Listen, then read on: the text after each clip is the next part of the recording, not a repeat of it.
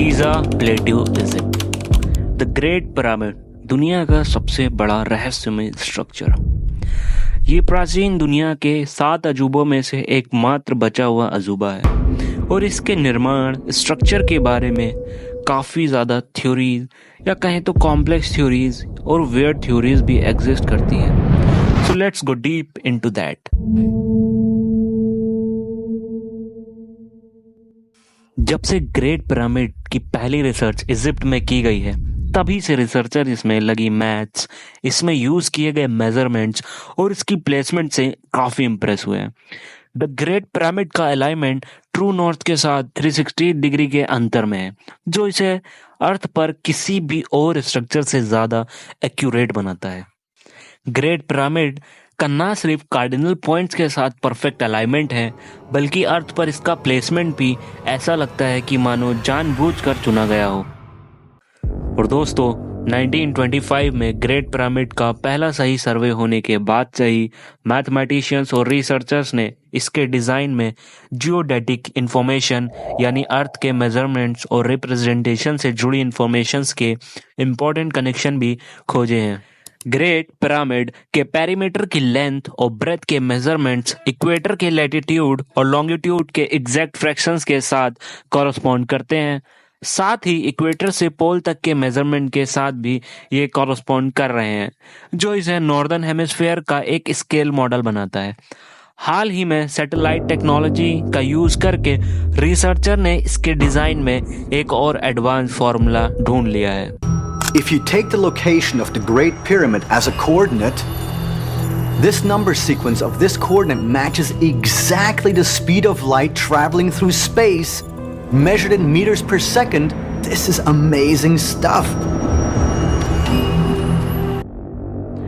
Valley of Kings Egypt, Taj Mahal Agra India और king tackle का Tom playing Mexico जैसे दुनिया भर में हजारों पुराने शानदार बरियल साइट्स हैं। मेन स्ट्रीम रिसर्चर्स के अकॉर्डिंग ये स्थान प्राचीन नेताओं के अंतिम रेस्ट करने की जगह है, बट कुछ रिसर्चर्स के अकॉर्डिंग इनका एक और गहरा शायद एलियन सीक्रेट भी हो सकता है। अब सवाल उठता है कि सबसे विशाल निर्माण प्राचीन काल में ही क्यों हुए। इजिप्ट के प्राचीन ग्रंथों और परंपराओं के अकॉर्डिंग ये ज्ञान इजिप्ट के पुरखों को देवताओं द्वारा दिया गया था। अगर टॉम्स का एकमात्र उद्देश्य मृत्यु के बाद के स्थान को बनाना होता तो ये सभी स्पिरिचुअल एनर्जी के विचारों से जुड़ी क्यों होती। उन समय की संस्कृतियों में एस्ट्रोनॉमी और भी स्पिरिचुअल वर्ड्स के अस्तित्व का मजबूत विश्वास रखता था। इन लोगों का मानना था कि यह प्रवेश द्वार या स्टार गेट खोलकर आत्मा को दूसरे डायमेंशन में भेजने का रास्ता था, ताकि आत्मा अपने परलोक यात्रा पर जा सके। प्राचीन समय में यह विश्वास था कि ये जो जीवन हमारे पास है ये एक अवसर है अपने आप को उस महाभाग्य के लिए तैयार करने का जो इस जीवन के बाद है। तो क्या प्राचीन कब्रें वास्तव में एक एलियन उद्देश्य से जुड़ी हो सकती हैं? शायद मरने वालों को गॉड लाइक बीइंग के साथ पुनः मिलाने के पोर्टल्स के रूप में। कई प्राचीन एस्ट्रोनॉट थ्योरिस्ट मानते हैं कि इन सवालों का जवाब प्राचीन इजिप्ट के रहस्यमय ग्रंथों को गौर से देखने से मिल सकता है। प्राचीन एस्ट्रोनॉट थ्योरिस्ट के अनुसार पिरामिड टेक्स्ट फेरो को परलोक के लिए मार्गदर्शन देती हैं और साथ ही ये भी बताती हैं कि फेरो दूसरी दुनिया तक कैसे ट्रैवल कर सकता है। नाइल डेल्टा इजिप्ट में एक छोटा सा सेंटीमीटर चौड़ा रास्ता रेगिस्तान की जमीन पर एक डंग बीटल के रोलिंग ककून द्वारा काटा गया है। यह अजीब सा दिखने वाला 2 इंच लंबा कीड़ा जो स्कैरब भी कहलाता है, गोबर को अपने फूड और अंडे रखने की जगह दोनों के लिए यूज करता है। बीटल इस बॉल को सीधी लाइन में सभी रुकावटों के बावजूद घुमाता है और ये एक लौता कीड़ा है जो मिल्की वे गैलेक्सी की रोशनी को फॉलो करके नेविगेट करता है। साइंटिस्ट ने यह खोज 2013 में की थी, लेकिन 5000 साल पहले जब एंशिएंट इजिप्शियंस को इसके स्टार से जुड़ी विशेष जानकारी नहीं थी, तब भी उन्होंने स्कैरब को एक पवित्र प्रतीक माना जो देवताओं से रिलेशन को रिप्रेजेंट करता है। कारनक मंदिर में पवित्र झील के ऊपर जहां फेरो को राज्य अभिषेक मिला, एक विशाल बीटल इजिप्शियन देवता खैप्री को रिप्रेजेंट करता है। हिस्ट्री में इजिप्शियन ने देखा कि दिन में सन आसमान में चल रहा है और रेगिस्तान के रेत में बीटल गोबर के बॉल्स को घुमा रहा है। तो उन्होंने सोचा कि सन को आसमान में घुमाने वाली शक्ति एक विशाल पवित्र बीटल देवता खैपरी था। एंशिएंट एस्ट्रोनॉट थ्योरिस्ट का कहना है कि खैपरी का स्कैरब के रूप में रिप्रेजेंट करना और कभी कभी एक ह्यूमन के रूप में स्कैरब सर के साथ, तो इसे देख के उन्हें लगता है कि शायद उन्होंने एलियन या किसी और तरह के लिविंग बीइंग से कांटेक्ट के बाद इंस्पायर होके किया होगा।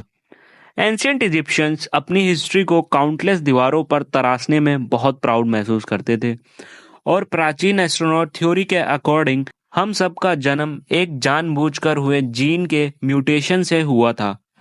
तो ये संभव है कि कुछ प्राणियों को जो वॉल्स पर कार्विंग में दिखाया गया है वास्तव में वो पास्ट में मौजूद हो सकते हैं। तो क्या ये पॉसिबल है कि एंशिएंट इजिप्शियंस ने एलियन से कांटेक्ट किया होगा जो एक इंसेक्ट लाइक अपीयरेंस रखते थे?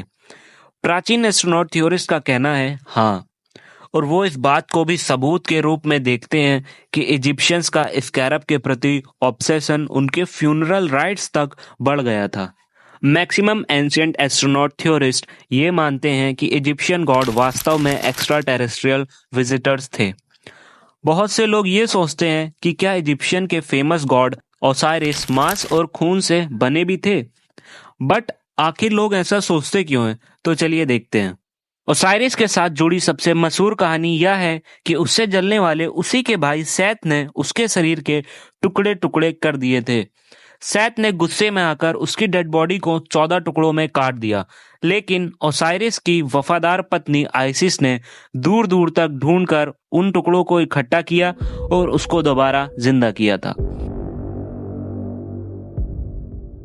जब मैं ऐसी कहानी सुनता हूँ जहाँ एक लिविंग बीइंग के टुकड़े टुकड़े किए गए और फिर उन टुकड़ों को इकट्ठा करके जादू से जिंदा कर दिया है, तो मुझे ये सोचना पड़ता है कि क्या ओसाइरिस एक बायोलॉजिकल बीइंग था या शायद एक मशीन या रोबोट था। एंशिएंट एस्ट्रोनॉट थ्योरिस्ट के अकॉर्डिंग सबसे मजबूत सबूत जो ये दर्शाता है कि ओसाइरिस एक रोबोट हो सकता था, एंशिएंट पिरामिड टेक्स्ट में मिलता है। ये टेक्स्ट जेड पिलर को ओसाइरिस की रीढ़ की हड्डी के रूप में प्रेजेंट करते हैं। ओसाइरिस और उसका रिबॉर्न फॉर्म एक पिलर के रूप में दर्शाया गया है जो आजकल के टेस्ला कॉइल से कुछ मिलता जुलता है। जेड पिलर को एक पावर पिलर माना गया था। एबिडोस में एक कार्विंग में ऐसा दिखाया गया है कि जैसे आइसिस ने अपना हाथ ओसाइरिस की पीठ में डाल रखा हो, जो शायद ये दर्शाता है कि वो ओसाइरिस को मैनिपुलेट कर रही थी। क्या हो सकता है कि ओसाइरिस की कहानी उससे कुछ बिल्कुल अलग हो जो हमने सोचा है? क्या संभव है कि इजिप्शियन के पुरखों ने एंशिएंट टाइम में highly sophisticated extra terrestrial robot से कांटेक्ट किया हो? और अगर ऐसा है तो क्या इस बारे में कुछ कॉन्क्रीट सबूत मिल सकते हैं? प्राचीन एस्ट्रोनॉट थ्योरिस्ट का कहना है हाँ,